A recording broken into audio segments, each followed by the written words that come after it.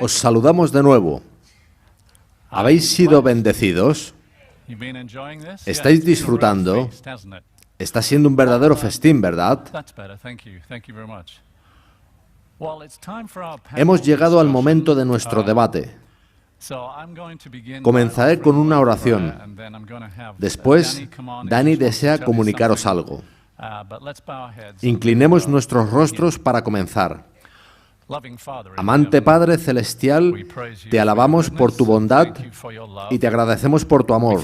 Te agradecemos por tu palabra y especialmente por la palabra que se hizo carne y moró entre nosotros, el cual es Jesús. Te alabamos con todo nuestro corazón. Deseamos que nuestras vidas se entreguen a ti y por medio de Cristo finalmente seamos esa generación que refleje su gloria, su justicia y la tuya ante el universo. Pedimos tu bendición para este debate y que estés con nosotros. Muchas gracias en el nombre de Jesús. Amén. Aquí tenemos a Dani. Él es el motor que mueve muchos de estos eventos. Él quiere deciros algo, así que adelante.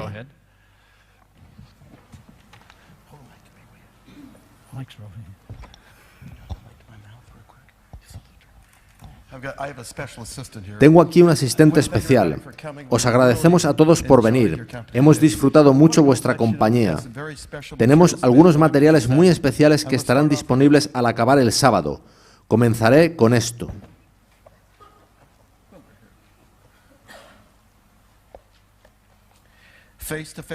Cara a cara con el verdadero evangelio del pastor Priebe. Tras la puesta de sol estarán todos en la mesa de ahí fuera.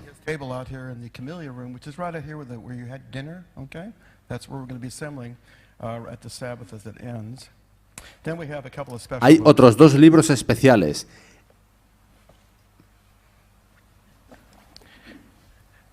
El retorno de la lluvia tardía y Herido en casa de sus amigos, ambos de Ron Duffield.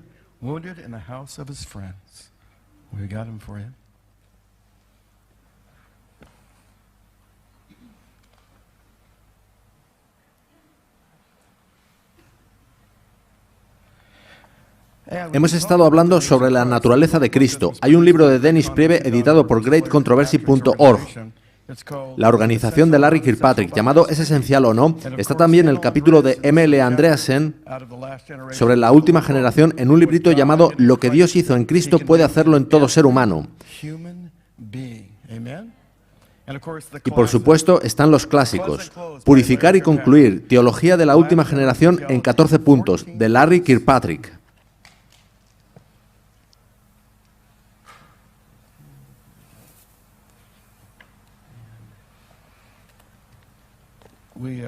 Estamos muy agradecidos de que hayan venido de Fresno Elian y Larry Piper, y también Daniel Mesa. Tenemos este otro clásico, Encuéntralo, de Rick Howard, y que trata sobre la iglesia emergente, y también Escalofrío, de Dave Fiedler. Tenemos además Adorando en el trono de Satanás, del pastor Esteban Borg.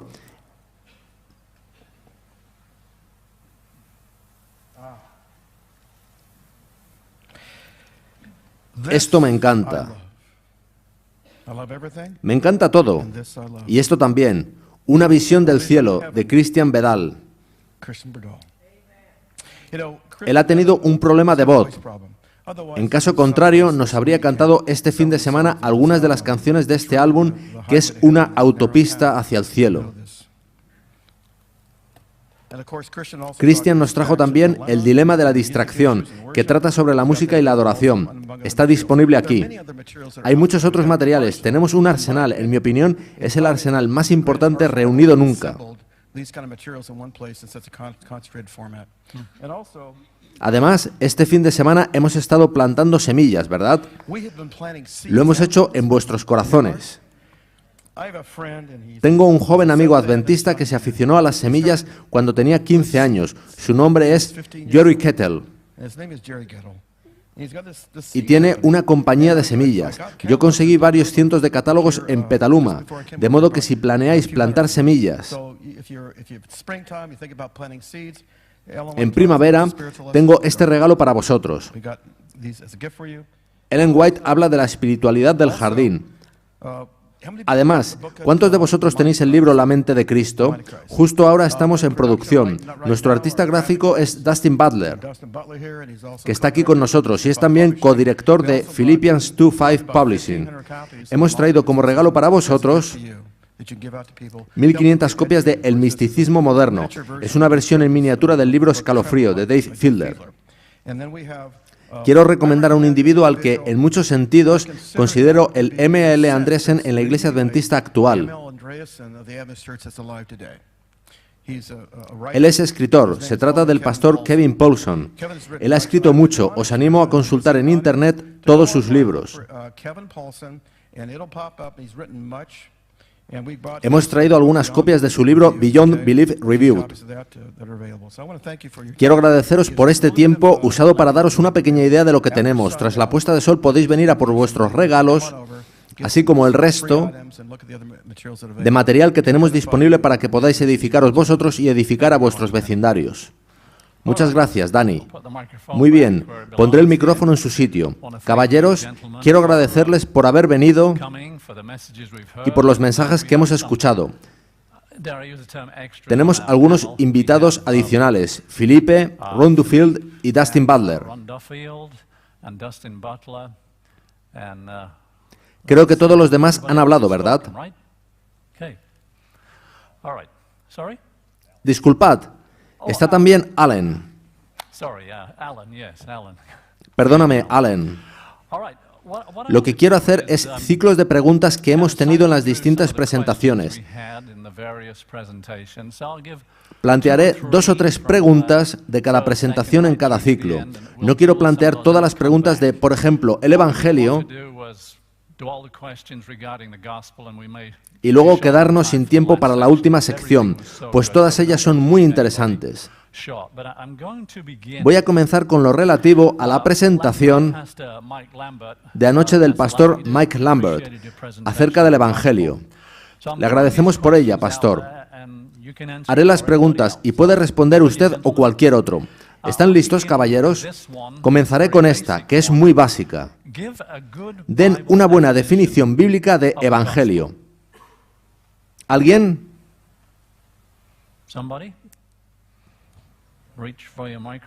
Tomen sus micrófonos. Adelante, pastor Mike. La definición del Evangelio es importante porque si hay confusión en esos conceptos básicos, habrá errores en toda la cadena lógica que se deriva de ellos.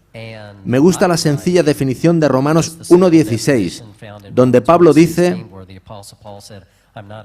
porque no me avergüenzo del Evangelio, porque es poder de Dios para salvación a todo aquel que cree, al judío primeramente y también al griego. Así que se trata simplemente del poder de Dios, el cual es suficiente para justificarnos completamente, santificarnos completamente y glorificarnos completamente. Y ese poder llega a los que creen. El amor de Dios es para toda la humanidad, pero el poder de Dios solo llega a los que creen.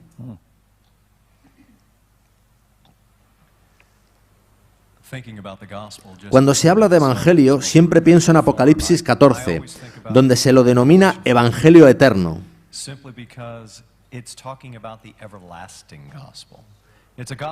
Se trata de un evangelio que se remonta al principio del todo, antes de la fundación del mundo. El plan ya estaba en marcha cuando cayó la primera pareja.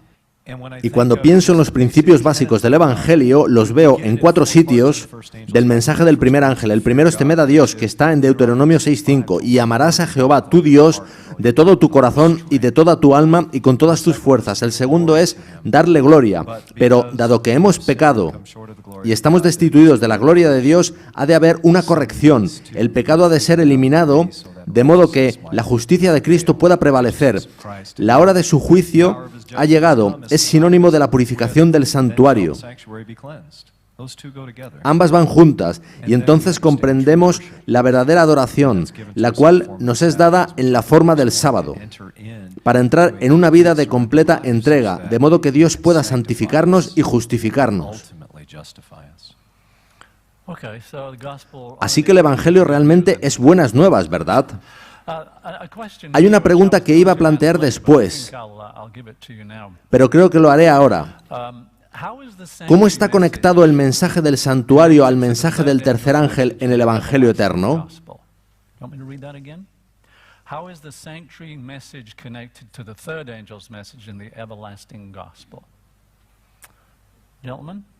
Adelante, caballeros.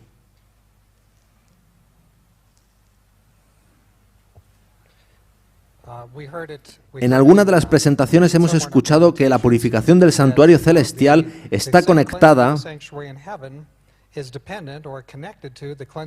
con la purificación del santuario en la tierra. En tanto estamos pecando, el carácter de Dios no es vindicado y sigue subiendo pecado al santuario celestial. Por tanto, ha de haber una purificación individual en cada uno de nosotros y está íntimamente conectada a la del santuario celestial.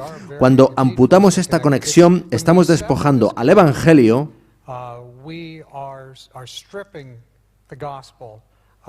de su poder y estamos demorando la vindicación del carácter de Dios. No nos salvamos individualmente por esa vindicación, pero la conclusión del gran conflicto depende de ella. Eso es lo que Dios trata y ha tratado de hacer. La obra podría haberse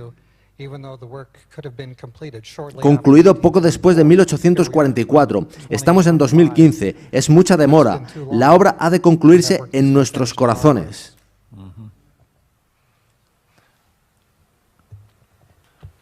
Adelante, Alan. Usa el micrófono que está tras el ordenador. La obra de Cristo en el lugar santísimo nos toma y nos restaura completamente a su propia imagen, lo cual significa separarnos de nuestros pecados, pero además Él hace la obra de mostrarnos los pecados que hemos cometido, pero de los que no somos conscientes. Yo le hablo a Dios y le pregunto si hay pecados no confesados de mi pasado. Esos pecados me aplastarán si permanecen tras el cierre del tiempo de gracia, cuando se haya clausurado el santuario. Yo le pregunto, Señor, ¿hay algo en mi vida de lo que no sé? Y quizá entonces recuerdo una historia. Cuando vivía en Texas, fui a dar un pequeño paseo con dos primos míos y se nos acercó otro niño de unos 9 años que iba lanzando al aire una moneda de $0,5. La moneda cayó, rebotó en la acera y mi primo puso su pie sobre ella. Nosotros fingimos que la estábamos buscando y cuando el niño se fue, mi primo cogió la moneda y nos la quedamos. El Señor me recordó eso hace unos 6 meses. Olvidamos muchas pequeñas cosas de nuestras vidas. Dios os recordará.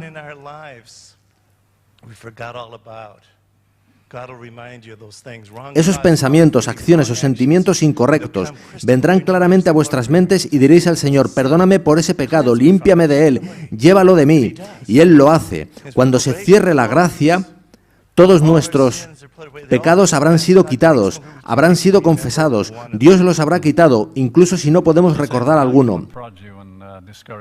De modo que Satanás viene a desanimarnos con nuestro pasado, aunque Dios se haya encargado de todo, ¿verdad? Vayamos con otra pregunta.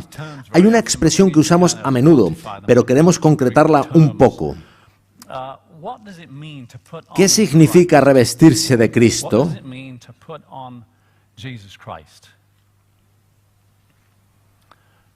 El pastor Mike está abriendo su Biblia. Quizá quiera compartir algo con nosotros.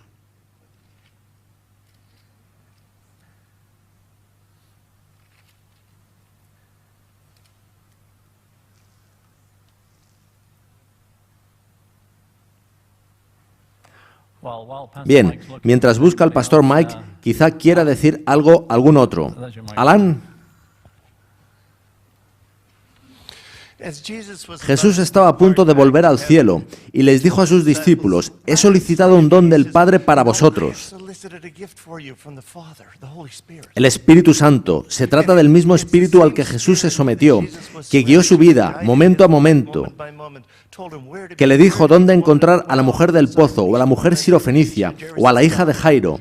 Le dijo qué hacer en cada preciso instante. Cristo dijo que ese mismo Espíritu Santo lo había solicitado al Padre para nosotros, para ser guiados como Él fue guiado. Revestirse de Cristo es estar totalmente entregados, tener al Espíritu Santo viviendo nuestra vida, que será la vida de Cristo. El mismo poder, los mismos pensamientos, los sentimientos que Él tuvo se harán nuestros. Es como la vid y los pámpanos. Gracias, Alan. Adelante, Pastor Mike. La expresión revestirse de Cristo está en Gálatas 3:27, que dice: porque todos los que habéis sido bautizados en Cristo, de Cristo estáis revestidos. La expresión original significa literalmente vestirse. Podemos verla en el Nuevo Testamento varias veces, y en este contexto significa ponerse las vestiduras que Cristo nos ofrece gratuitamente. Así que revestirse de Cristo, tal y como decía Alan, es desvestirse de sí mismo, morir al yo, para ponerse las vestiduras de la justicia de Cristo. No es una especie de yo reformado, sino la vida de Cristo completamente en mí. Es básicamente decir: Señor, tengo un problema, y soy yo. Cristo da un paso al frente y dice: tengo la solución, y soy yo. Así que nos desvestimos de nosotros mismos para vestirnos de Cristo, ¿verdad? Adelante, Alan. Sí, además en Romanos 13:14 dice: sino vestíos del Señor Jesucristo, y no proveáis para los deseos de la carne. Vemos aquí de nuevo el desvestirse del yo, pero hemos de analizar detenidamente lo que dice el Bautista en Juan 3:30. Es necesario que Él crezca, pero que yo mengüe. Ahora, en matemáticas, el orden es importante en algunas operaciones. Nosotros no podemos morir al yo, tenemos que ser matados, así que hemos de permitir entrar al Espíritu Santo y ser llenos de Él, de modo que sea purgado nuestro egoísmo. Si somos nosotros quienes nos vaciamos de nosotros mismos, corremos el riesgo de que el demonio que había vuelva con 7 peores que él y nuestro estado final sea peor que el inicial. Y francamente, eso es lo que está sucediendo en el otro lado de la moneda. Ese es el concepto de la iglesia emergente. Vaciar la mente, vaciarte de ti mismo. Es Cristo quien tiene que entrar para que nuestro egoísmo sea expulsado. Su justicia destierra toda la concupiscencia y basura que hay en nuestro interior. Dustin, querría añadir algo a lo que dijo el pastor Lambert sobre vestirse con la justicia de Cristo. En Mensajes Selectos, tomo 1, página 366, leemos lo siguiente sobre las vestiduras de la justicia de Cristo y lo que conllevan. Pero al paso que Dios puede ser justo y sin embargo justificar al pecador por los méritos de Cristo, nadie puede cubrir su alma con el manto de la justicia de Cristo mientras practique pecados conocidos o descuide deberes conocidos. De modo que hay implicaciones en vestirse con la justicia de Cristo. Ella dice a continuación: Dios requiere la entrega completa del corazón antes de que pueda efectuarse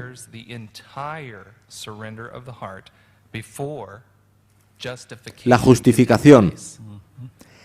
Y a fin de que el hombre retenga la justificación, debe haber una obediencia continua mediante una fe activa y viviente que obre por el amor y purifique el alma. La justificación y el manto de la justicia de Cristo tienen más implicaciones de las que a veces pensamos. ¿Cuál era la referencia, Dustin? Mensajes Selectos, tomo 1, página 366. Muchas gracias. Quisiera pasar a la presentación que hizo anoche el pastor Priebe sobre 1888. La primera pregunta es: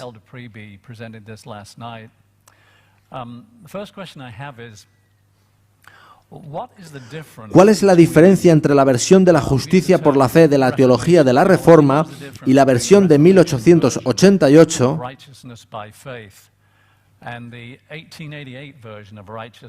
Tal y como la presentaron Jones y Wagoner.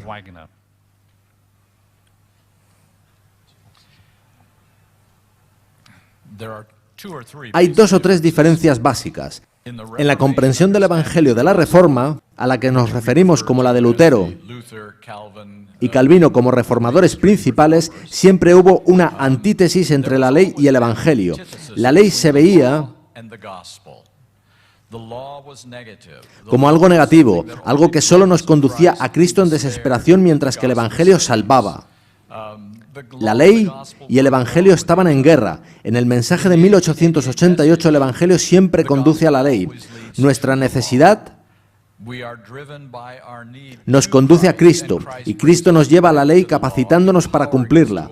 De este modo hay un matrimonio entre justicia y misericordia, entre ley y gracia. Eso no existe en la versión de la Reforma. Hemos de recordar que cuando Martín Lutero y Juan Calvino dieron sus mensajes, venían de grandes tinieblas. Apenas se entendía qué era la gracia de Cristo.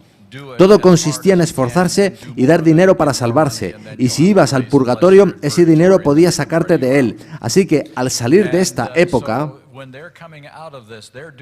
ellos hicieron grandes avances en traer nueva luz al Evangelio y a la justificación, pero fue solo una luz parcial. De modo que, con Jones y Waggoner, se aportó una conexión muy especial entre ley y Evangelio. También una conexión muy especial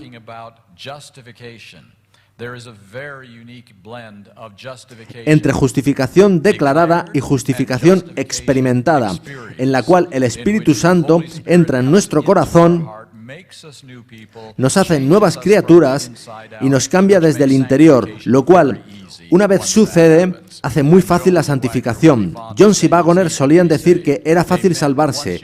Lo que querían decir es que una vez experimentada la justificación, todo lo demás es fácil.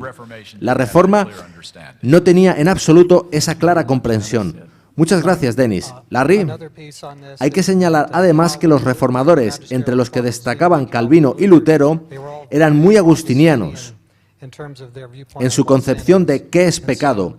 Venían de grandes tinieblas. Dios los utilizó poderosamente, pero la doctrina agustiniana del pecado original impregnaba todo su pensamiento, afectando negativamente la obra de Dios en este aspecto particular.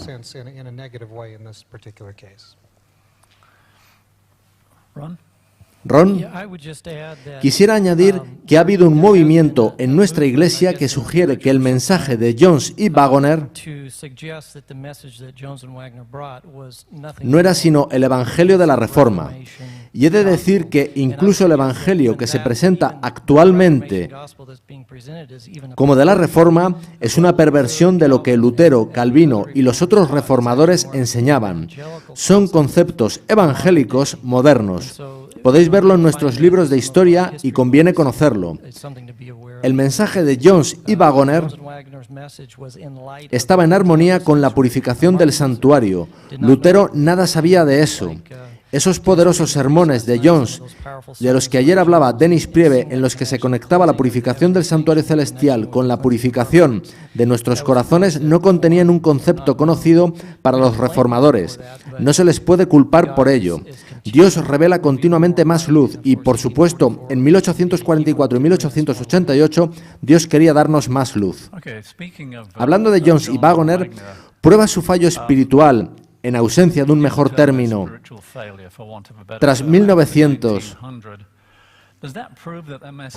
que el mensaje tenía fallos y les condujo a la apostasía. Tras 1888 hubo dos grandes problemas. El primero y principal es que la venida del Señor se ha retrasado más de 120 años por lo sucedido en 1888. Y el segundo es que los mensajeros que más claramente explicaron el mensaje de justicia por la fe aparentemente se desviaron. No somos sus jueces. El asunto es del Señor, pero humanamente hablando, la perspectiva no es buena. Lo creamos o no, ambos fueron influenciados por Kellogg, que tanto daño hizo a la Iglesia Adventista del Séptimo Día. Waggoner tomó algunas de sus enseñanzas panteísticas y Jones su amargura. Ambos fueron conducidos en direcciones completamente diferentes, pero no positivas. Ahora, ¿significa eso que el mensaje era erróneo? Los libros modernos os dirán eso. Los libros de historia que se escriben ahora os dirán que se desalentaron y abandonaron la fe porque su mensaje era aberrante, fanático e incorrecto teológicamente. Eso es lo que vais a leer en libros actuales. Pero hay algo muy interesante sobre este asunto. Ellen White no escribió a menudo sobre líderes de la Iglesia que pudieran desviarse hacia las tinieblas. Ella habla de eso de modo general. Ella dice que las luces más brillantes se apagarían, pero en cuanto a individuos específicos que pudieran perder el rumbo, en el año 1892, 4 años después de 1888, ella escribió unas increíbles citas. No tenían unos términos específicos. Jones y Waggoner estaban aún predicando el alma del mensaje de 1888 cuando ella escribió esta asombrosa declaración. Si los mensajeros, tras haber permanecido valientemente por la verdad durante un tiempo, cayeran bajo la tentación y deshonraran a aquel que les había encomendado su obra, ¿probaría eso que el mensaje no era verdadero? No. La respuesta es categórica. Podéis leerlo en Manuscript Releases, volumen 5, página 278. Y hay otra cita. Es muy posible que los pastores Jones y Waggoner puedan ser derrotados por las tentaciones del enemigo, pero de ocurrir así, eso no probaría que no habían recibido el mensaje de Dios, ni que toda su obra hubiese sido un error. Escuchad ahora la frase siguiente. Pero si esto sucediera, ¿cuántos tomarían esta posición? ¿Qué posición? Que su mensaje era un completo error, e incurrirían en un fatal engaño por no estar bajo el control del Espíritu de Dios. Esta referencia está en Manuscript Releases, volumen 1, página 143. Ambas citas las escribió en 1892, solo 4 años después de que el mensaje fuera dado por primera vez, y justo en los tiempos álgidos del mensaje, que fueron hasta 1897. Ella recibió de Dios un conocimiento que nos protegería hoy del fatal engaño that would protect us today from the very fatal delusion that is being promovido actualmente por reputados historiadores dentro de la Iglesia Adventista del Séptimo Día, que su mensaje era erróneo, lo que los condujo a su desviación espiritual. Dios nos dio ayuda asegurándose de que no cometiéramos un error fatal hoy en día asociando su error humano con el mensaje dado por Dios.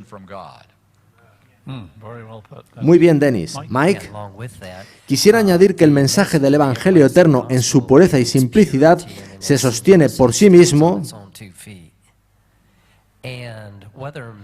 independientemente de que aceptemos a Jones, a Waggoner o a quien sea, e independientemente de que lo acepten unos hombres.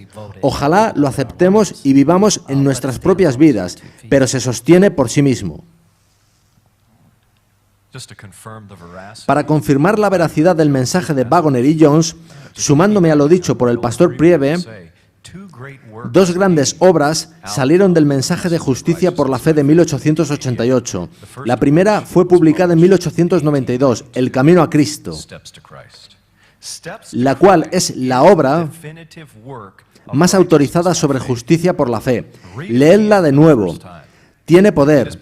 Y la segunda es El deseado de todas las gentes, que es una especie de resumen en el que encontraréis toda la panorámica de la justicia por la fe, y ambas están edificadas sobre los cimientos de lo que Waggoner y Jones empezaron a predicar y finalmente aportaron en 1888.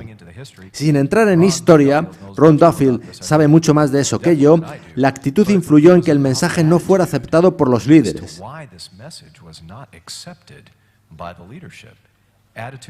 particularmente la actitud de Jones. Así que hemos de ser muy cuidadosos en cómo presentamos estos asuntos y actuamos con otras personas. Nuestra actitud ha de ser amigable y no conflictiva. Gracias. Nuestro tiempo va pasando. Pensábamos que no seríamos capaces de llenar 1 hora y 20 minutos, pero ya ha transcurrido casi la mitad. Así que pasaré a la siguiente sección de preguntas, carácter y perfección. De eso trató el tremendo sermón de esta mañana del Dr. Alan Davis. La primera pregunta es, ¿puede la última generación realmente alcanzar un carácter perfecto sin pecado? ¿Es realmente posible vivir sin pecar? Y nos referimos en particular al contexto de los pensamientos. A lo mejor quieres continuar tú, Alan, pues estabas hablando de eso esta mañana. Para contestar a esta cuestión empezaré con Santiago 1, 14 y 15. Sino que cada uno es tentado cuando de su propia concupiscencia es atraído y seducido. Entonces, la concupiscencia, después que ha concebido, da a luz el pecado. Y el pecado, siendo consumado, da a luz la muerte. Así que, ¿dónde comienza el pecado? En el corazón, en la mente. Jesús dijo, de la abundancia del corazón habla la boca. Nuestras acciones empiezan en pensamientos. Ahora, ¿puede darse la perfección, el no pecar, especialmente en la última generación? Quiero volver al libro de Santiago. ¿Por qué? Hicimos un estudio bíblico en un pequeño grupo hace 1 año y medio y nos pareció que este libro es la carta a los 144.000. ¿Por qué digo esto?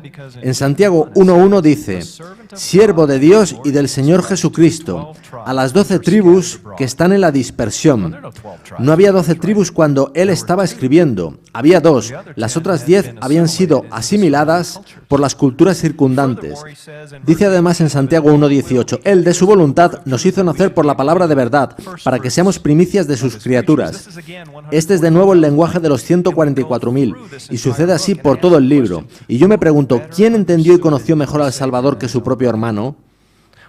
Él lo había rechazado la mayor parte de su vida, pero ahora lo acepta y escribe probablemente la obra más definitiva de cristianismo práctico de las Escrituras. Juan también estuvo muy cercano a Cristo. En 1 de Juan 3 hay un texto algo delicado del que se suele decir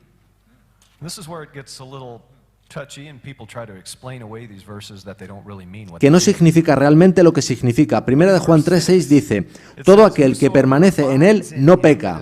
Todo aquel que peca no le ha visto ni le ha conocido. Y en el versículo 9 dice, todo aquel que es nacido de Dios no practica el pecado, porque la simiente de Dios, que es Cristo, permanece en él, y no puede pecar, porque es nacido de Dios. Está aquí, en las Escrituras. Es tan claro como el día, y encontramos la práctica de ello en las cartas de Juan, Santiago y Pedro. Pablo es profundo.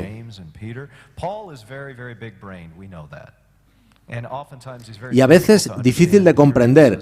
Incluso Pedro así lo dice. Pero si queréis el cristianismo práctico más simple, fácil de entender, sin tener que comparar innumerables textos entre sí, leed la carta de Santiago, las 3 cartas de Juan o las 2 de Pedro. Son muy poderosas y es cristianismo práctico. Primera de Pedro 2, 21, 22 habla de Jesús como nuestro ejemplo.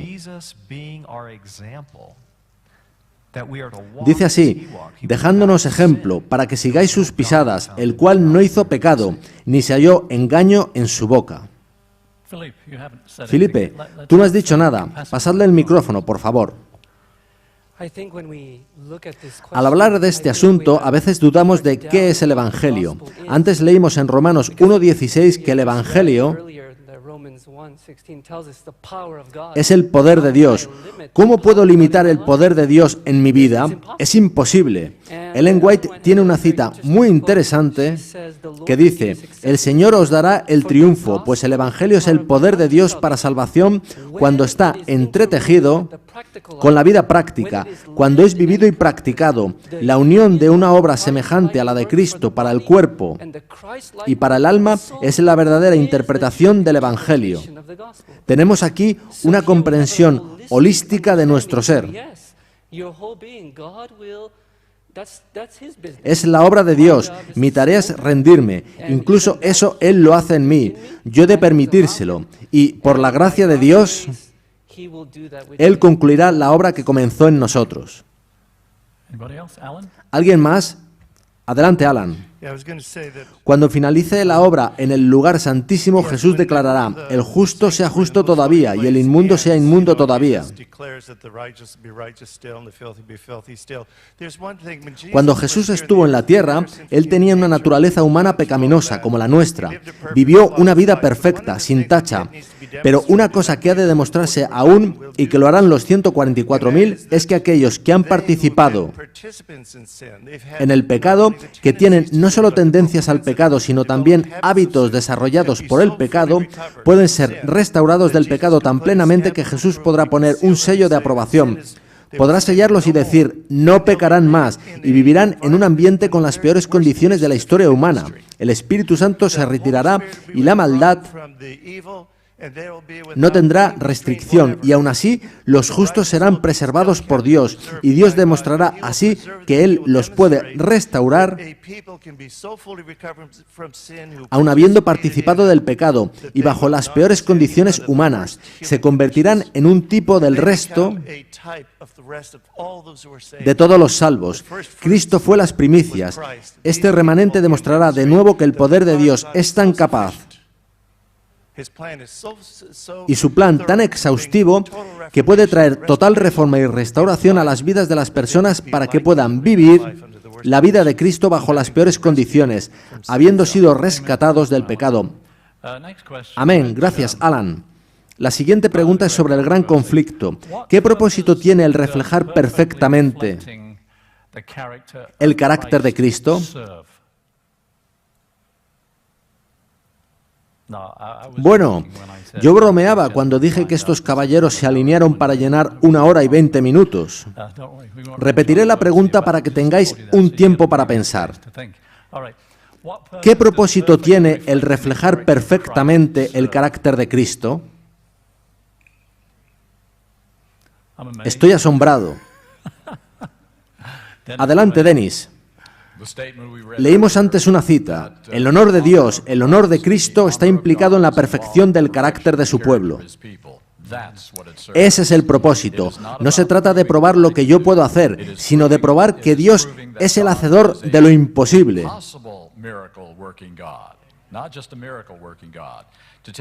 Tomar un grupo de pecadores que vivimos en una generación como la nuestra y transformarlos en gente que nunca más marchará por los territorios de Satanás. Es una promesa que parece imposible. Está en todas esas citas que hemos leído y en muchas otras del Nuevo Testamento. Vamos a tener que decidir si creemos a Dios o no. Él hizo la promesa. La experiencia dice que es imposible. La historia también. No ha habido jamás un movimiento levantado por Dios que haya cumplido este propósito. ¿Cómo podrá hacerlo Dios ahora con este movimiento y en este tiempo? Se trata de promesas imposibles bajo toda perspectiva humana, y tenemos que creer que la palabra de Dios es verdad, incluso cuando todos los demás indicadores dicen que eso no puede suceder jamás. Podemos ver estas promesas como destino final o como motivación. Cuando deseas ir a una ciudad, pero estás perdido en medio de la nada, al ver la estrella del norte y darte esta la dirección a qué seguir, ¿decides ir a la estrella del norte? Claro que no, solo te direcciona en la ruta correcta. Del mismo modo, se nos dice hoy en día que todas estas promesas de la Biblia no son destinos finales y que nunca las alcanzaremos, sino que son motivaciones, estrellas que marcan nuestra ruta en la dirección correcta. Dicen que no hay que preocuparse por ellas, que solo son motivaciones para ir en la dirección adecuada, pero que nunca alcanzarás la meta. Y que Dios lo sabe. Eso es lo que se nos dice de estas promesas. Yo no creo que Dios haga jamás promesas que no exprese literalmente. Estas promesas son de destino final, no de estrellas. Nosotros hemos de planear llegar a donde Dios nos dice si es que creemos su palabra. Amén. Amén. Alan, hemos hablado teóricamente en muchos aspectos, incluso en esta última media hora. Vayamos a la práctica. ¿Qué se supone que puede hacer el Evangelio? ¿Cuál es su poder, en especial para nosotros como adventistas del séptimo día? Entendemos que estamos en el día de expiación antitípico. Hemos hablado de eso, de afligir nuestras almas, de ayunar y de orar. Todas esas cosas son fantásticas, pero ¿qué significan realmente? Significan, por ejemplo, que si estás mucho tiempo frente al televisor, lo apagues y lo tires. Si estás mucho tiempo en el trabajo, reduce tu horario. Si te priva de tiempo con el Señor, déjalo. Si tu salud no es buena, revisa lo que comes. Por la contemplación somos transformados, ya sea mediante los ojos, la boca o los oídos. Hemos de poner atención a qué música oímos y a qué leemos. Lo que sea. Hemos de tener mucho cuidado. Si empleas mucho tiempo en Internet, para. Deja Facebook si te quita mucho tiempo. Tienes que pensar en esto. Todos hemos de hacerlo, pues nuestro destino, nuestra vida eterna está en juego. Y no podemos distraernos en este tiempo de sellamiento. El Señor está preparando una generación final, la cual será la que haga la obra y demuestre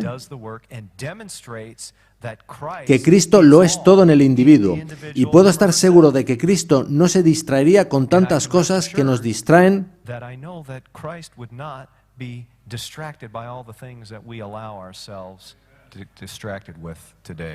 hoy en día. Así que, yendo a la práctica, si algo inhibe tu relación con Cristo, haz como Él dijo. Si tu mano o tu ojo te hace caer, arráncatelo. Mejor es ir mutilado a la vida que perderla.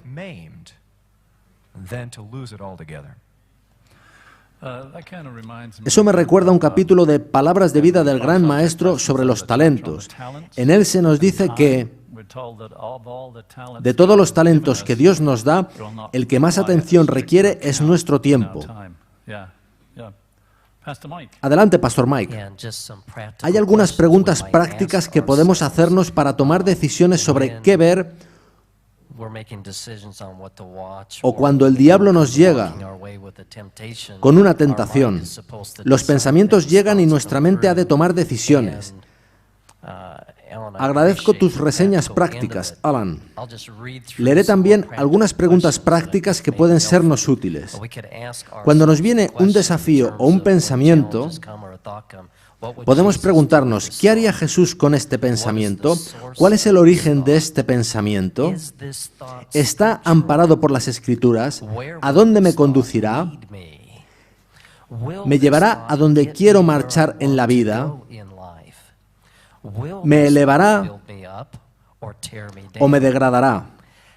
¿Puedo compartirlo con alguien? ¿Encaja conmigo como seguidor de Cristo? Muy bien.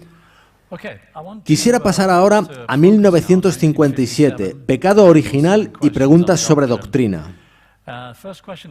La primera pregunta que tengo es, ¿tenía la Iglesia Adventista del Séptimo Día, desde sus inicios y hasta 1950, una visión básicamente unificada sobre la expiación y la naturaleza de Cristo?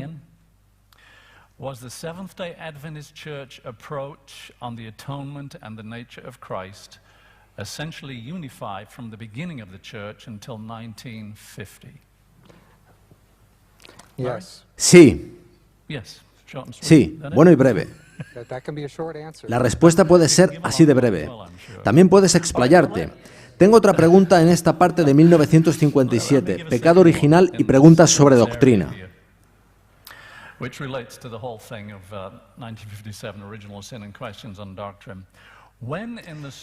¿Cuándo en el tiempo aparece la doctrina del pecado original? Creo que se refiere a cuándo en la historia. Y luego podríamos referirnos a cuándo en la Iglesia. Adelante, Larry. Fue desarrollada en los años posteriores al cierre del canon del Nuevo Testamento. Podéis verlo en los libros de distintos eruditos de entre los siglos II y IV de nuestra era. En el siglo IV, Agustín lleva la doctrina a su madurez. Ahora, el proceso de maduración puede producirse en los dos sentidos. Cuando madura, algo puede llegar a ser maravilloso o bien horrible. En este caso fue lo segundo más que lo primero. Sí, Ron, adelante. Permitidme volver, si no os importa, a la pregunta anterior, cuya respuesta corta fue sí. Tendría que haberlo dicho antes, pero el pastor Froome, en su diálogo con Barnhouse y Martin, sugirió que eran lunáticos marginales los que creían en la naturaleza humana caída de Cristo. El francés Jean Thurcher escribió un libro llamado Tocado con nuestros sentimientos, que señala claramente cómo la comprensión de la naturaleza de Cristo estaba unificada hasta los años 50, cuando comenzaron los diálogos con los evangélicos y tuvo lugar el cambio. Gracias, Ron. Hay otra pregunta. Leeré Salmos 51:5, que es un texto muy familiar. Dice así: He aquí, en maldad he sido formado y en pecado me concibió mi madre. Y leemos lo siguiente en Romanos 5:12. Por tanto, como el pecado entró en el mundo por un hombre y por el pecado la muerte, así la muerte pasó a todos los hombres, por cuanto todos pecaron. ¿Enseñan estos dos pasajes la doctrina del pecado original? Permitidme abordar brevemente Salmos 51:5. Hemos de tener cuidado con las traducciones modernas. Algunas interpretan más que traducen, y la traducción literal es en pecado, no un pecador, como recogen algunas traducciones modernas. Así que, ¿qué significa que he sido formado en pecado y en maldad? Hay una ilustración que uso. Es posible que me la hayáis oído. En Londres, hace más de 2 siglos, había muchos huérfanos debido a las plagas. Para cuidarlos, alguien tuvo la brillante idea de llevarlos a una casa donde se les daría de comer, se les vestiría, educaría y cuidaría. ¿Cómo financiar esto? Se adiestraría a estos huérfanos para ser los mejores carteristas de Londres, de modo que cada día ellos obtendrían el dinero que los alimentaría, vestiría y educaría. Ahora, un bebé que naciera en esta casa no nacería en el hurto, no estaría rodeado de ladrones, no aprendería a ser un ladrón. ¿Cuándo se convertiría en un ladrón? Cuando tomase la decisión de salir y robar. Así que nacer en algo no significa ser un algo. Nacer en pecado no es nacer pecador. Nacemos en un mundo pecaminoso, con naturaleza pecaminosa, rodeados de pecado, que nos empuja a pecar. Eso no equivale a ser pecador, ni es lo que dice Salmos 51:5. ¿Alguna razón por la que el ejemplo es en Londres? Ah, por la historia. Lo pasaré por alto. Podría haber escogido Australia. Pastor Priebe, me gustaría que tomase de nuevo el micrófono, pues la siguiente pregunta es claramente para usted. La leo. Hay una cita muy usada entre algunos adventistas implicados en el debate sobre el Evangelio. Está en Mensajes Selectos, tomo 1, página 344, y habla de los canales corruptos de la humanidad, degradados y contaminados por el pecado. Esta cita se usa para enseñar el pecado original y la diferencia entre nuestra humanidad y la de Cristo. ¿Cómo entiende usted esta cita?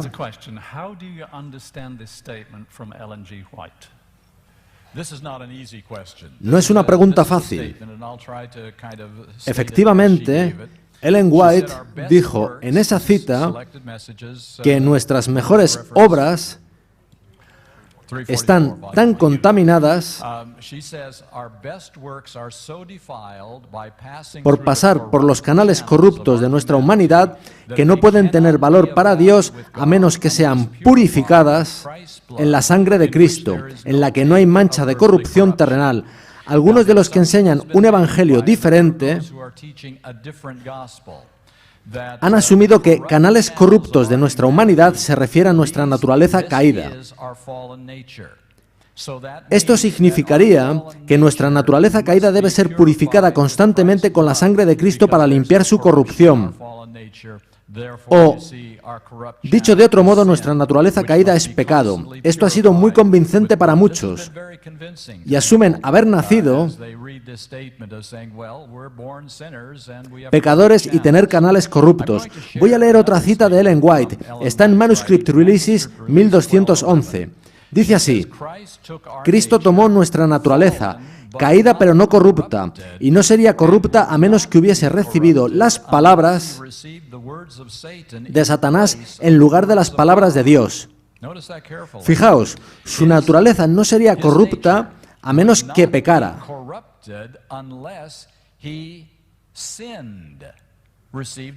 Que recibiera las palabras de Satanás en lugar de las de Dios.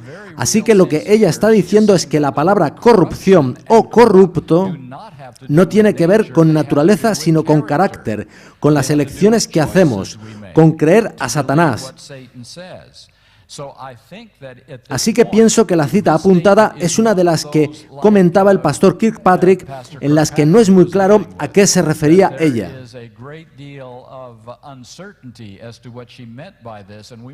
En esos casos hemos de optar por el peso de la evidencia más que por una cita aislada.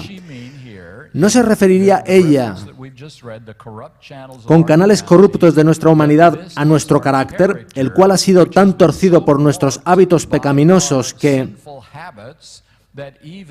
incluso ahora, cuando tratamos de hacer lo correcto, hay áreas escondidas del yo que no conocemos?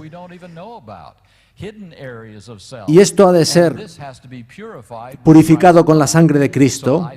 Pienso que canal corrupto aquí no equivale a naturaleza caída, sino a carácter caído.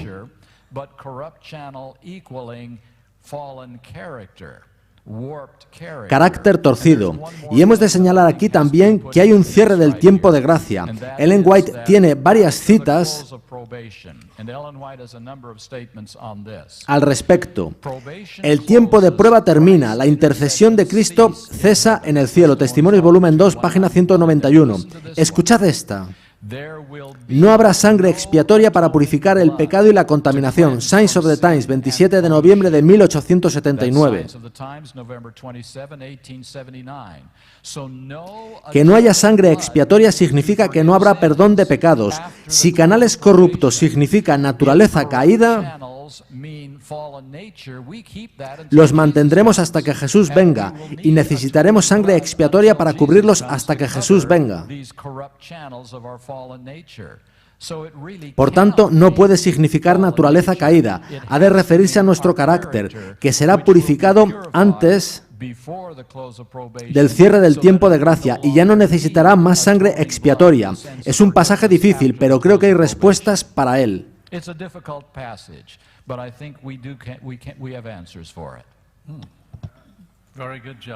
Muy buen trabajo, Dennis. Gracias. Christian, hemos de tener cuidado. Algo que me enseñaron cuando comenzaba a estudiar la Biblia es lo que comentaba Larry. Cuando tenemos abundancia de evidencias, hemos de intentar no tomar un pasaje aislado para crear una doctrina sobre él. Si tenemos una valla con 99 postes alineados, pero hay uno fuera de la línea, no usamos este último para fundamentar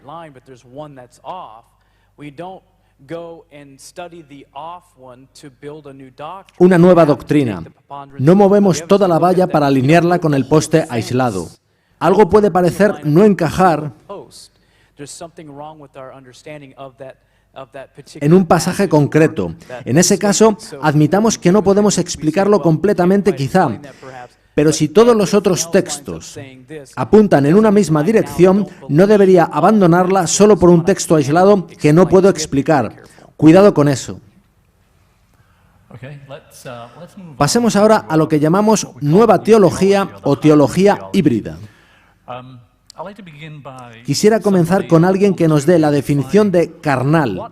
¿Qué significa carnal, el ser carnal, la mente carnal?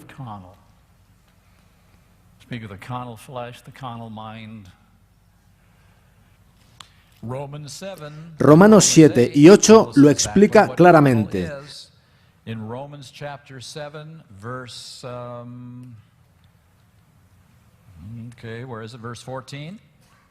Romanos 7:14 dice, porque sabemos que la ley es espiritual, mas yo soy carnal, vendido al pecado. Romanos 8:6 dice, porque el ocuparse de la carne es muerte. Y Romanos 8:7 dice, por cuanto los designios de la carne son enemistad contra Dios, porque no se sujetan a la ley de Dios ni tampoco pueden. Así que extraemos del texto que carnal significa vendido al pecado, enemistad contra Dios y también muerte. De modo que, si interpretamos correctamente el Evangelio, carnal no puede referirse a la naturaleza con la que nazco. Cometimos un gran error en los años 1950 cuando conectamos la palabra carnal con naturaleza, apareciendo repetidamente la expresión naturaleza carnal en nuestras publicaciones. La Biblia usa mente carnal o carnal a secas y tiene que ver con nuestras actitudes, con nuestro odio hacia Dios, hacia su ley, con estar vendido bajo el pecado. Hace referencia a mí como pecador. La Biblia habla del viejo hombre, que es carnal. Naturaleza carnal es una trágica unión de dos palabras que no deben ir juntas. Es correcto hablar de naturaleza caída o pecaminosa, pero no de naturaleza carnal.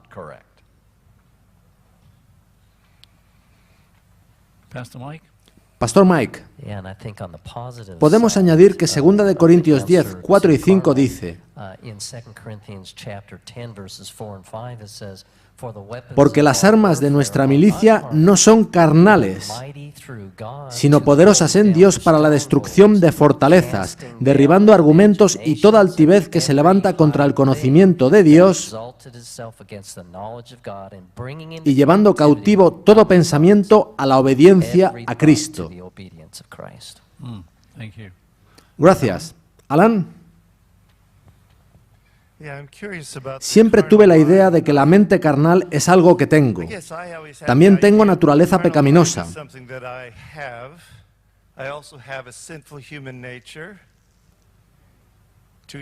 Son cosas separadas. Al nacer de nuevo tomo la mente de Cristo en lugar de la mente carnal. No sé si tenemos esto en cuenta cuando hablamos de la naturaleza humana pecaminosa que Cristo tomó. Hace unos 30 años presencié en una reunión campestre a uno de los grandes predicadores sobre justificación. El día anterior había predicado sobre la naturaleza humana pecaminosa de Cristo. Así que alguien dijo, no puedo creer que Cristo tomara una naturaleza humana pecaminosa, pues en ese caso necesitaría un Salvador. Yo pienso que él se estaba refiriendo a que Cristo, además de tener naturaleza humana caída, tuviese mente carnal, la cual es enemistad contra Dios. La mente carnal no puede ser convertida. No es algo que tú puedas mejorar. Tenemos una naturaleza humana caída y una mente carnal. Así somos antes del nuevo nacimiento. Al nacer de nuevo, aceptamos la mente de Cristo, la cual pasa a controlar la naturaleza humana caída. Pues ya no está la mente carnal. Cristo tuvo la misma naturaleza humana caída que yo, pero yo tengo mente carnal hasta nacer de nuevo.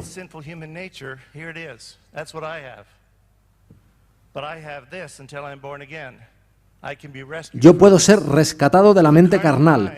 Muchos piensan que la naturaleza humana caída de Cristo equivale a mente carnal. Eso implicaría que Cristo estaría en enemistad contra su Padre. No es así. Cristo nunca tuvo tal enemistad. Él nació como nosotros en el nuevo nacimiento. Mi nacimiento inicial no es bueno. Yo necesito nacer de nuevo. Por eso Jesús habló de nacer de nuevo, lo que equivale a sustituir la mente carnal por la mente de Cristo, la cual nos da la victoria. Gracias, Alan. Solo unas pocas horas antes de que Jesús entrase en la fase final de sus sufrimientos, en el Getsemaní y luego en el Calvario, Él dijo: «Viene el príncipe de este mundo y él nada tiene en mí». ¿Quisierais comentarlo?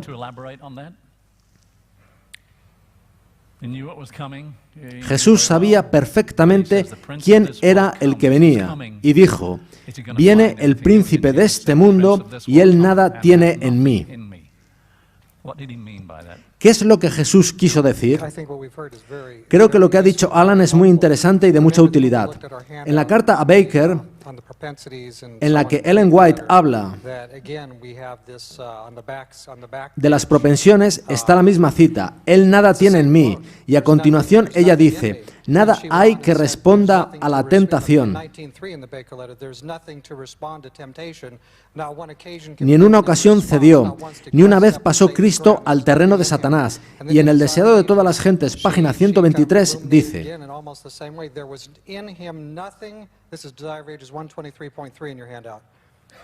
«No había en él nada que respondiera a los sofismas de Satanás. Él no consintió pecar, ni siquiera por un pensamiento cedió a la tentación». Así también podemos hacer nosotros. La humanidad de Cristo estaba unida con la divinidad. Fijaos, nada había en él, no respondió, no consintió y no cedió. Y creo que no incluí esto en mi presentación.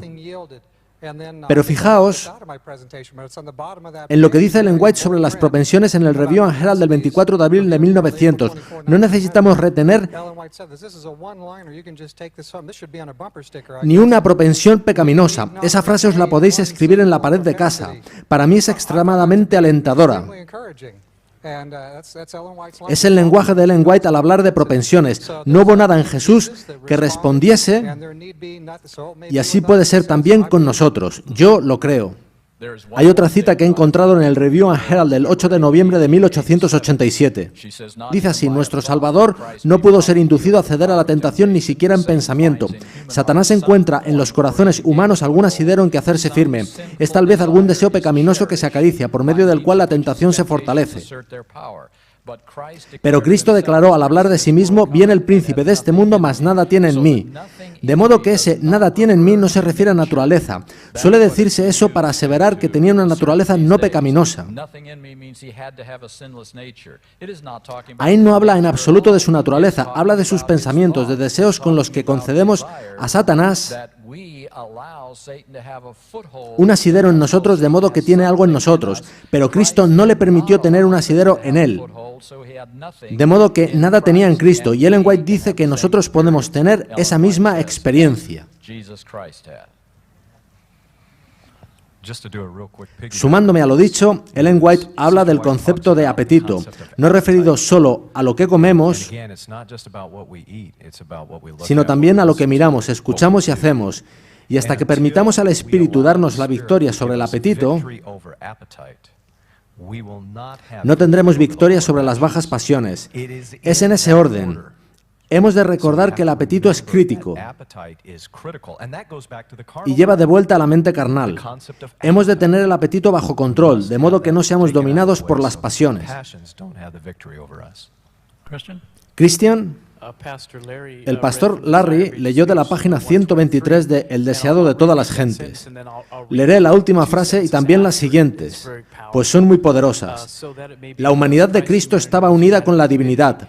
Fue hecho idóneo para el conflicto mediante la permanencia del Espíritu Santo en él, y él vino para hacernos participantes de la naturaleza divina. Mientras estemos unidos con él por la fe, el pecado no tendrá dominio sobre nosotros. Dios extiende su mano para alcanzar la mano de nuestra fe y dirigirla a asirse de la divinidad de Cristo, a fin de que nuestro carácter pueda alcanzar la perfección. Así que todo es un asunto de fe en Cristo, pues Él ya venció, y Él pudo vencer porque su voluntad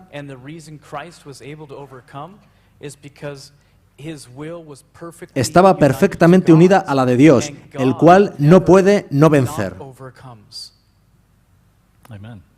Amén. Avancemos. Nuestro tiempo pasa. Las respuestas son muy buenas. Pasemos a otra pregunta.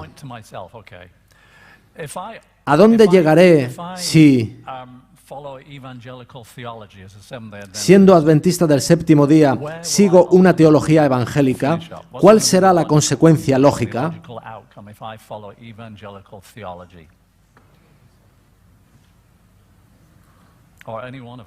Puede responder cualquiera. Adelante, Dennis.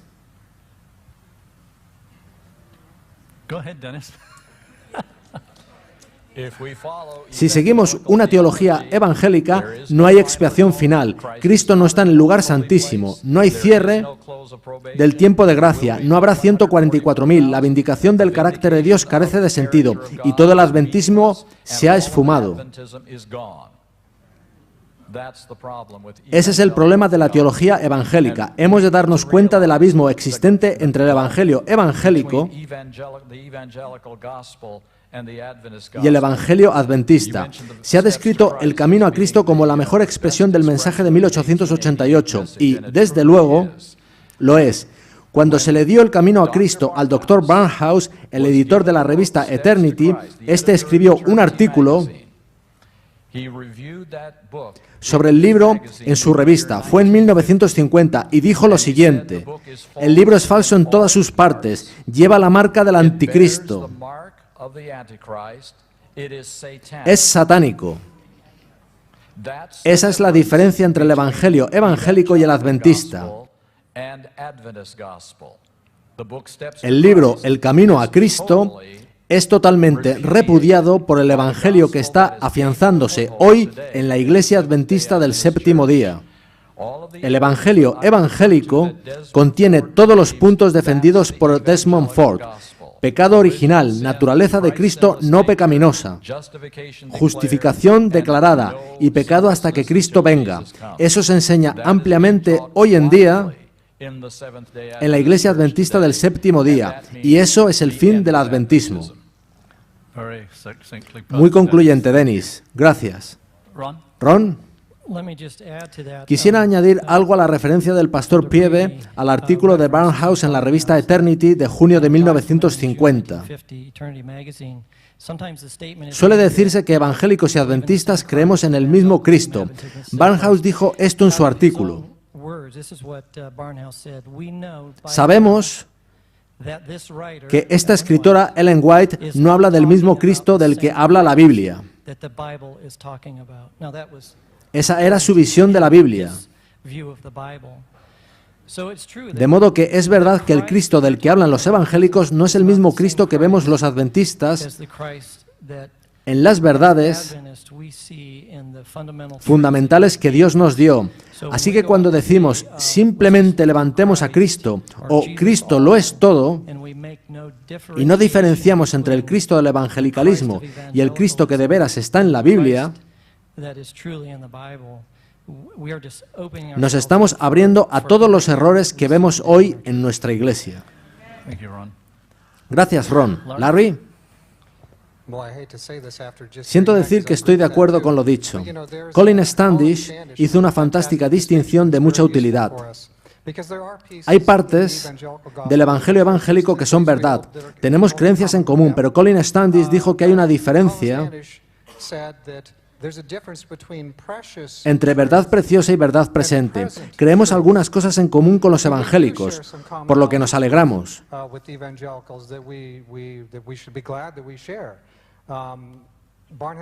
Barnhouse no fue necesariamente su mejor representante. Estamos de acuerdo en muchas cosas con otros cristianos.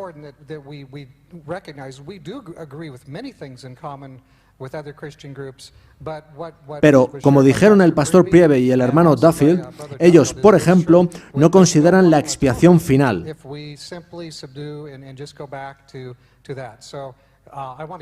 Mantengamos la verdad preciosa en tanto esté confirmada por las Escrituras, pero si no levantamos la verdad presente, no realizaremos el propósito que Dios tiene para nosotros en el presente. Gracias. Pasemos a la penúltima sección, la cristología de Ellen White desmitificada. Quizás debas contestar tú, Larry.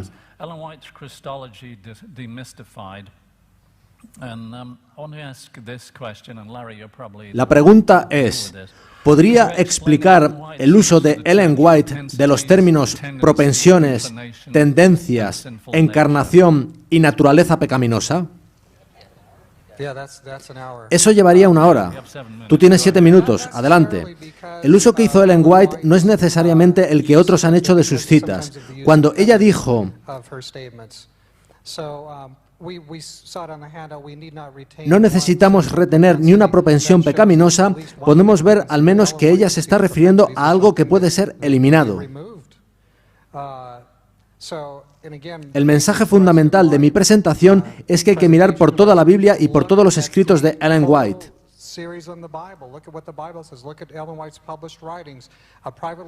En una carta privada, como es la carta Baker, puede faltar información, no es fácil evaluar solo a partir de ella.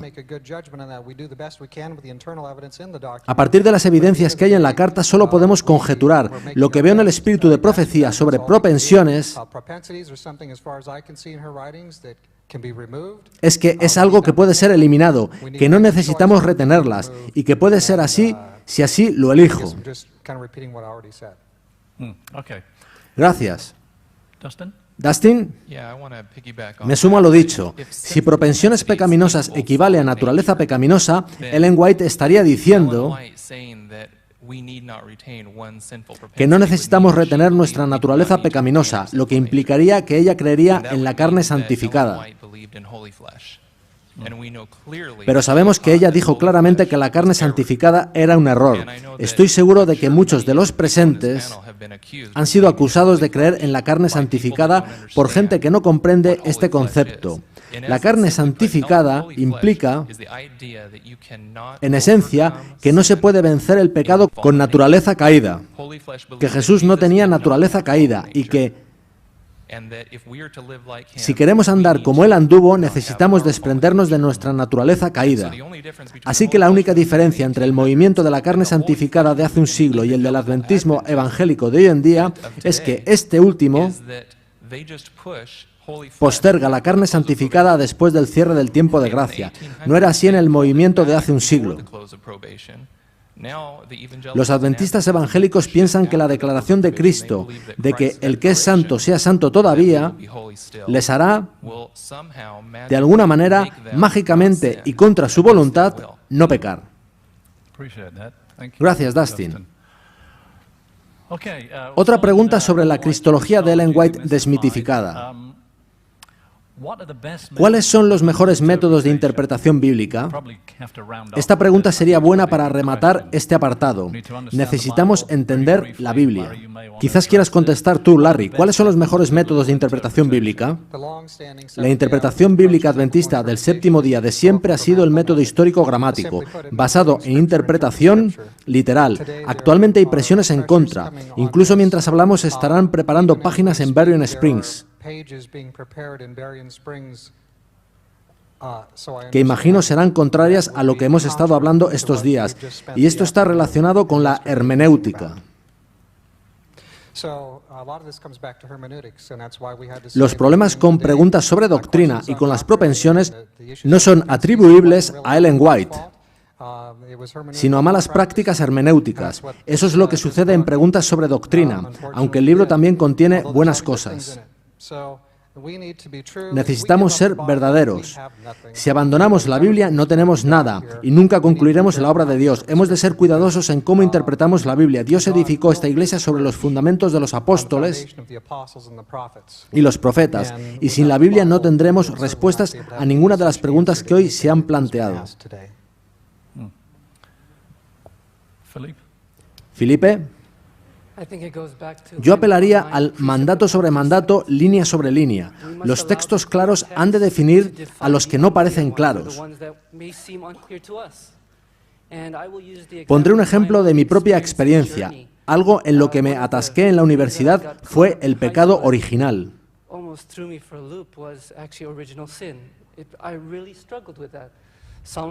El Salmo 51 no me quedaba claro. Lo que leía en algunas versiones me parecía que hablaba de pecado.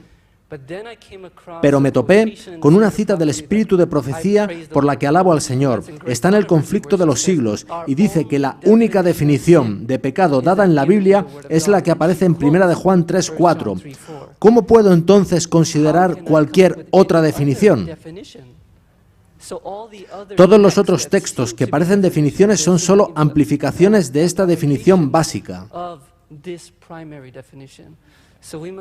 Así que hemos de dejar que los textos claros y las citas claras del Espíritu de Profecía interpreten las que no parecen tan claras.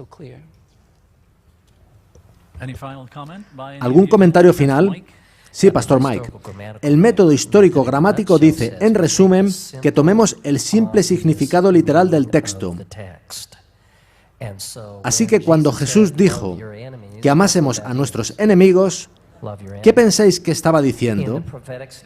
En el escenario profético, la propia Biblia explica el significado de los símbolos, de modo que la Biblia se explica a sí misma. Todo lo proveniente de la cultura, ciencia o de la experiencia personal son cosas utilizadas en el método histórico crítico para adentrarse en el texto y decidir lo que éste significa. Pero dijimos que la Biblia se explica a sí misma y, propiamente entendida, la Biblia se adentra en la ciencia y muestra lo que es la verdadera ciencia. La Biblia se adentra en la cultura para cambiarla a mejor. La Biblia se adentra en nuestras experiencias humanas y cambia nuestros corazones. Gracias. Me acaban de decir que tenemos 10 minutos más. Los usaremos con vuestro permiso. ¿Podéis continuar?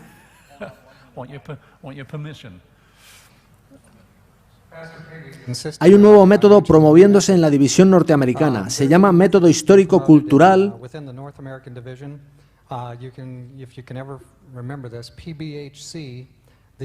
basado en el principio. Este método está implicado en otros asuntos que está enfrentando la Iglesia y que serán tratados en San Antonio.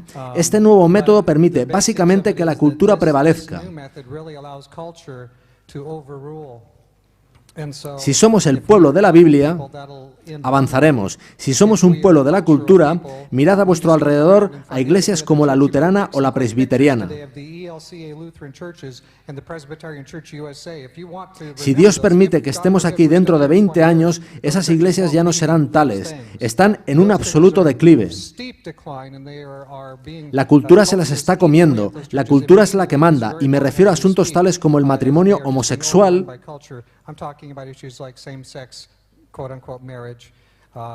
u otros similares. Si queréis observar esas iglesias, hacedlo rápidamente, pues están esfumándose. Todo por apartarse de las Escrituras. Y está también la interpretación postmoderna. El método histórico crítico cobra auge en la Edad Moderna, en la que se confía en la razón, de modo que podemos razonar que no se cruzó el Mar Rojo, que eso no puede suceder, y que tendrá un significado espiritual. Pero lo que estamos encarando en estos tiempos, lo que se enseña a nuestros jóvenes en colegio y universidad es la teología postmoderna. La base del método histórico crítico era el escepticismo. Abordar la palabra con la duda en vez de con la fe. Así nos cuestionamos el cruce del Mar Rojo, que Jesús caminara sobre el agua o que Jonás fuera tragado por el gran pez. Así que el principio de la duda se ha expandido. Pero ahora el método histórico crítico está en declive y tenemos el postmoderno, que es el que nosotros y nuestros jóvenes escuchamos hoy en día. En él ni siquiera se confía en la razón. Se empezó por no confiar en las Escrituras, en la revelación de Dios. Luego se deja de confiar en la razón. ¿Qué nos queda? Confiar en mi experiencia. Es lo último que nos queda. Esa es mi verdad y tú tienes tu verdad. Pero ¿hemos tenido experiencias en la vida?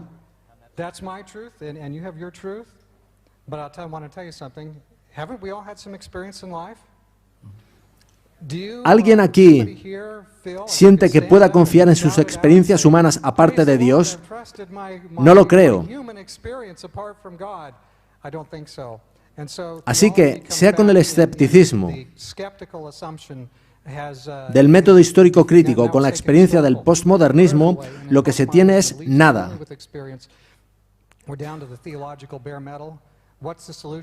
¿Cuál es la solución? La misma que la Iglesia Adventista del Séptimo Día ha sido llamada a difundir durante tantos años. Este libro, la revelación de Dios a su pueblo para estos últimos días. Así que volvamos a la palabra. Estoy hablando demasiado. Está bien, Larry. Eso es importante. La Biblia dice en Isaías 1:18, razonemos juntos. No dice sintamos juntos. Eso es el postmodernismo. Pero, abordando otro asunto, Romanos 16:17 dice, mas os ruego, hermanos, que os fijéis en los que causan divisiones y tropiezos en contra de la doctrina que vosotros habéis aprendido y que os apartéis de ellos. Muchos dicen que no debe darse nombres, pero Pablo dice que sí se debe, porque ¿cómo saber de quién apartarse si no? Así que voy a ser un poco incisivo. El individuo ya no está vivo, pero ¿sabéis de dónde viene todo esto? ¿Quién comenzó realmente este movimiento? Probablemente fue uno de los más queridos teólogos, autores y profesores que la Iglesia haya visto. Me refiero al doctor Ed Heppenstall. Fue profesor de teología sistemática en la Universidad de Andrews en los años 1950. Su influencia permeó a Desmond Ford y a muchos de nuestros antiguos presidentes de la Conferencia General. Uno de ellos peleó verdaderamente con Heppenstall y estaba en el lado correcto, pero cuando se le dio el seminario, estaba en el lado equivocado y llegó a ser presidente de la Conferencia General. No daré su nombre en este caso porque aún vive. Pero diré que el Dr. Heppenstall fue valorado como el autor número 1 de entre todo el adventismo del séptimo día. 2 veces más que Ellen White. Pensad en la influencia que él ha tenido y cómo eso está permeando. Y tenemos a todas esas personas que pasan por el seminario y salen al otro lado. Entran supuestamente entendiendo lo que creen y salen sin saber qué creer o creyendo algo contrario al adventismo del séptimo día histórico. Y de nuevo he de ser incisivo. Si no abrazamos los mensajes que habéis oído aquí estos 2 últimos días, no podemos llamarnos de veras adventistas del séptimo día. En el mejor de los casos, podríamos llamarnos vegetarianos del sábado. Porque un guardador del séptimo día es alguien que comprende la justicia de Cristo y cómo le es imputada e impartida. Porque, en última instancia, nuestra labor es consumar la tarea así como Dios consumó esa. He de añadir algo a eso. No culpemos de todo al seminario. La mayoría del daño teológico se está haciendo actualmente a nivel preuniversitario, donde las mentes son moldeadas antes de llegar al seminario. Eso es mucho más grave que lo que sucede en Andrews. Muy bien, hay otra pregunta que quizás sea la última. En el último año se han escrito varios artículos que sugieren que el Proyecto One es el nuevo mensaje de 1888 para el siglo XXI. ¿Es esto verdad o no? ¿Por qué? Disponemos de casi 4 minutos. ¿Ron? Okay. Lo intentaré. La pregunta es muy oportuna. Este asunto lo han suscitado varios artículos de este último año que sugieren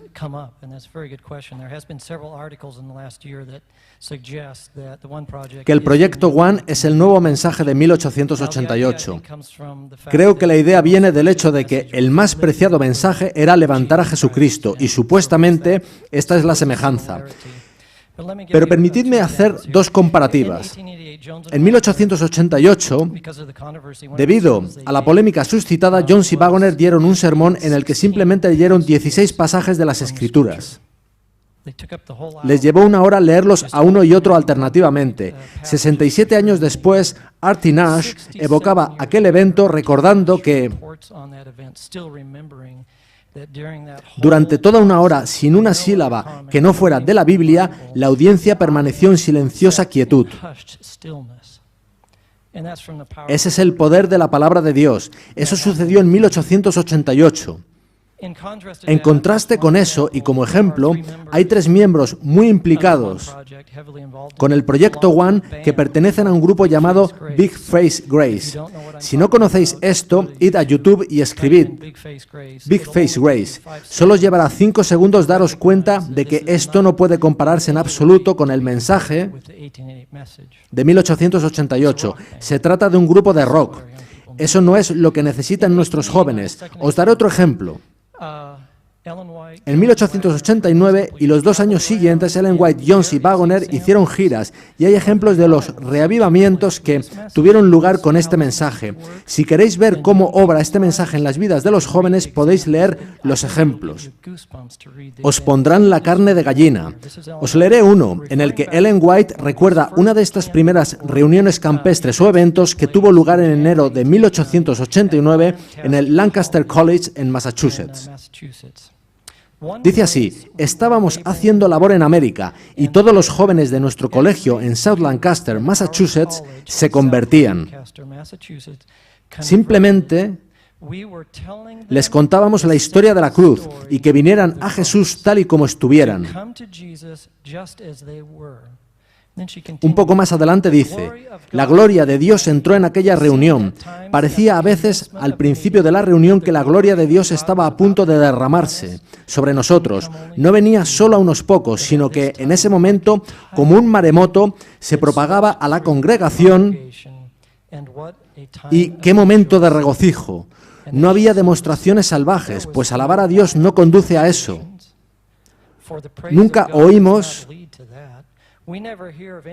de cosas semejantes en la vida de Cristo: saltar, chillar y gritar. No, la obra de Dios apela a los sentidos y a la razón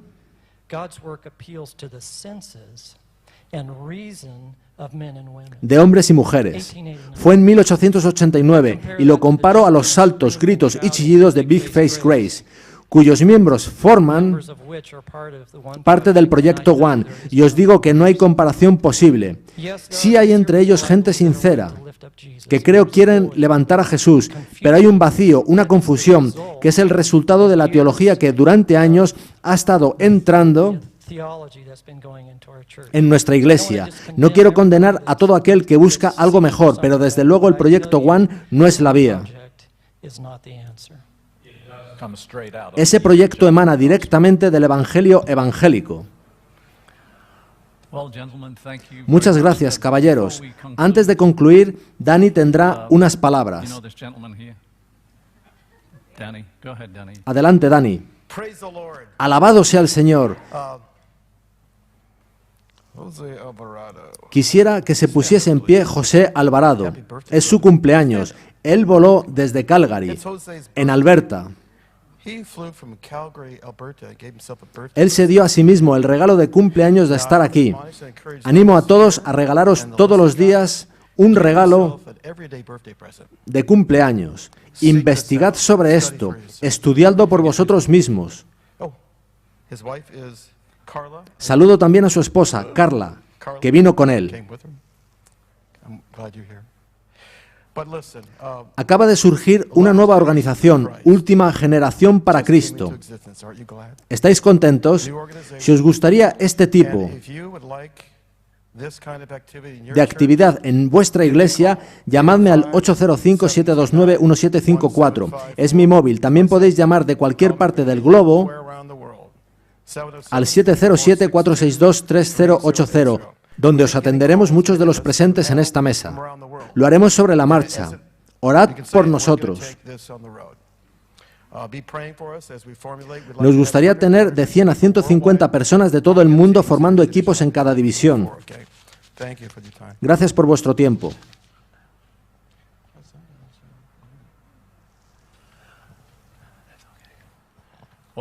Gracias, Dani. Gracias, caballeros. Agradecemos vuestro tiempo y vuestras aportaciones. Y antes de finalizar con una oración, quiero agradecer a nuestro equipo audiovisual que ha hecho un formidable trabajo. Los que están aquí y los que están detrás de las escenas, muchas gracias. Gracias a las damas que han preparado el almuerzo. Y mi esposa está aquí para recordarme si me dejo a alguien. ¿Falta alguien, Helen? Gracias a todos por venir. Estoy seguro de olvidar algo o alguien, pero en cualquier caso confiamos en que hoy haya sido un día de gran bendición para vosotros. Dani, ¿sabemos cuándo estarán disponibles estos DVDs y todo lo demás? Pasa aquí al micrófono. Es nuestro plan poner todo esto en producción. Tenemos un equipo de medios, tenemos editores y pondremos esto en un pack que intentaremos distribuir mundialmente. Por supuesto, habrá uno para la Iglesia Central de Sacramento. Una última cosa. Vamos a hacernos una foto de grupo. Los que tengáis cámara en el móvil podéis hacer una foto también. Nos gustaría guardar lo de hoy en nuestras memorias. Muy bien, concluyamos con una oración. Inclinemos nuestras cabezas. Padre amante que estás en los cielos, te damos las gracias por este tiempo tan especial. Hemos podido, en camaradería, abrir tu palabra desde anoche. Han transcurrido 24 horas y ha sido una rica fiesta de verdad, y te agradecemos por ello. Gracias a nuestros oradores, algunos de los cuales han venido de muy lejos. Agradecemos también a esta pareja que ha venido desde Canadá a estar con nosotros. Bendícelos a ellos y a cada uno de nosotros. Despídenos ahora con tu bendición. Te pedimos que lo que hemos escuchado aquí prenda una chispa de fuego en nuestros corazones y, por encima de todo, un deseo de leer la palabra de Dios, de comprender la palabra de Dios. Pedimos que nos des una imagen de Jesús en toda su justa belleza, que tengamos hambre y sed de ello y que en fe lleguemos a creer, que en tanto te buscamos con todo nuestro corazón, hagas de ello una experiencia viva y real. Gracias por la promesa, gracias por la realidad que traerás a nuestras vidas si te las entregamos en el nombre de Jesús. Gracias en el precioso nombre de tu maravilloso Hijo, nuestro Salvador Jesucristo. Amén.